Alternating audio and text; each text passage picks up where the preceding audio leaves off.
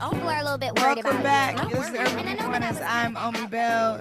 It is Tuesday, Big Tuesday Energy. Right now, we're talking about the messaging and the messengers of politics at this moment. I'm going to go to Michelle in Texas. Michelle, welcome to the show. Hey, Omi. Hey, Hey, can you hear me okay? I can. What you thinking? It's Janavius, baby. I always wanted to call and say that because when we first started, everybody thought you were Joe Madison's daughter. and you mentioned your name, your dad. My dad is not Joe Madison. My dad is Janavius. So, how you doing? I'm doing good. That's so funny that you remember that. Janavius, baby. Listen, okay, I'm going to start with the good news. The good news is we are impacting climate change. There's been a lot of reforestation efforts that have shown some proven levels of success on the East Shore. So that's my one good news. But I wanted to talk and address the gentleman. It was probably an hour ago. And I don't know if he was white or if he classified himself as white. But I just didn't believe anything that he was saying. I don't think that it could have been Shirley Chisholm. It could have been Barbara Jordan. It could have been the Black Mary Mother or Black Jesus. He would have said, "Oh, she's just not the right person." And I'm running into a lot of like white men like that being in Texas who are like progressively presenting, and they're cowards. And I just want to say I see you. I forgot his name, but I was offended. I was angry. I'm not angry anymore, but that's all I wanted to say. I don't think it was a message. I love that. Thank you so much. Yeah. Thank you so much. Let's unpack that for a second, right? Because let's say he was black. I Okay. don't really care about his race. But yeah, I don't really care about the race. But let's just talk about the part about like her being the right messenger. And I think that like you're saying from like progressive white men, and her being the messenger.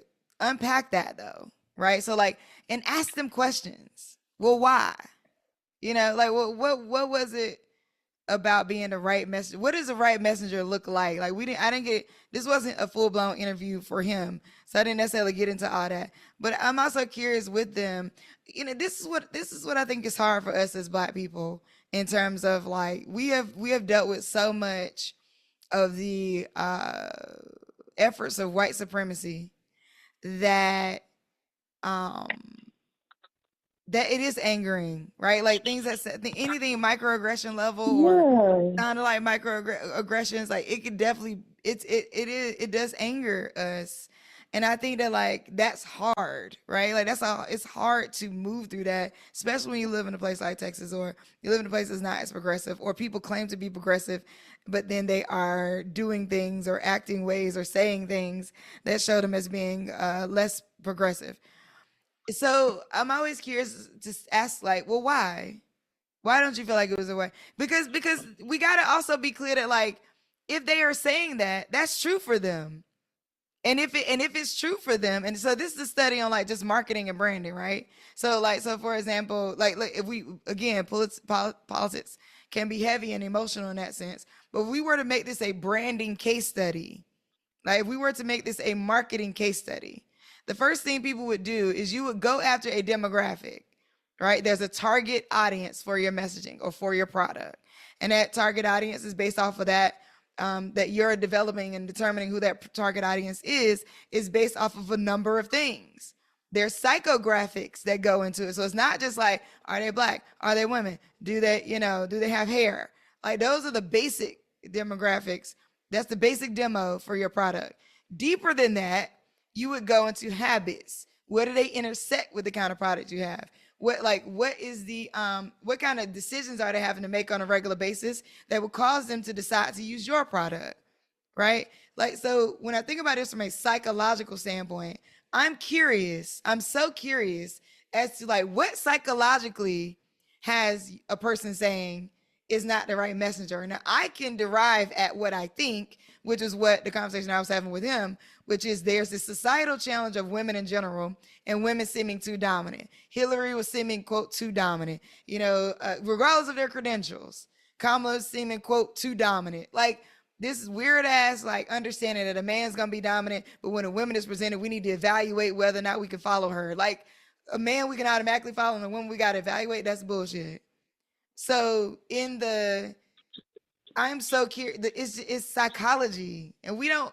I don't know that anybody has a solution for how we deeply address the crazy psychology behind like black and white, racism, the psychology behind sexism. It's like it feels like people feel like it's too big to solve. I don't know.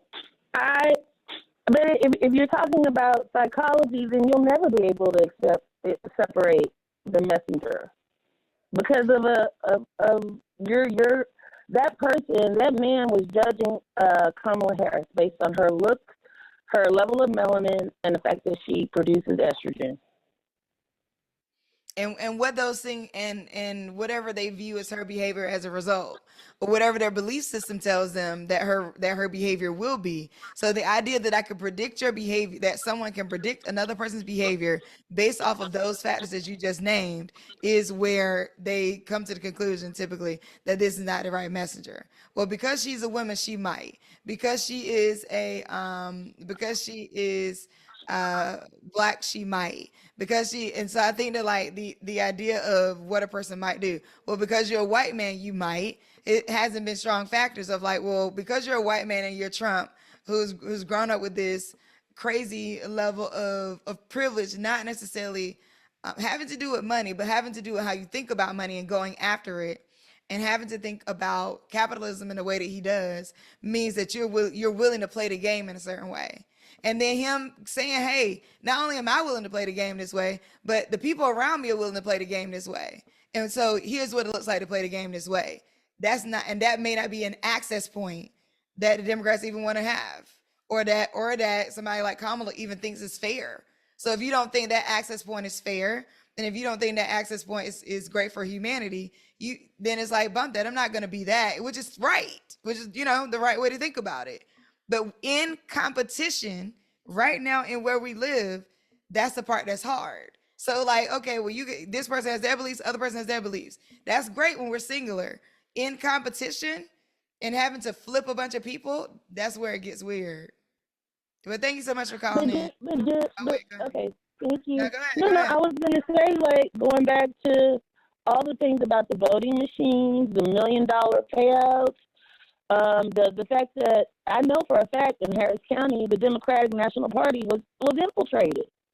It has not been the same since Beto, and it was in the news, but everybody just looked over it. And I believe that Kamala had folks. I mean, their long game is so long and full of Yeah, that espionage. part. But I do got to get back to work. But thank you, Okay. Omi. Bye, Thank you Mr. so much for calling Canadian. in, Michelle. Thank you. Bye. I'm gonna tell my dad. Thank you so much for calling in, Michelle. That's funny.